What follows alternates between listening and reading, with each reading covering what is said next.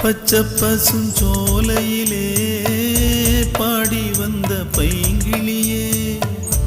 இன்று நடப்பாதையிலே வாழ்வதென்ன மூலையிலே கொத்து நெறிஞ்சி முள்ளு குத்துது நெஞ்சுக்குள்ளே சொன்னாலும் சோகமம்மா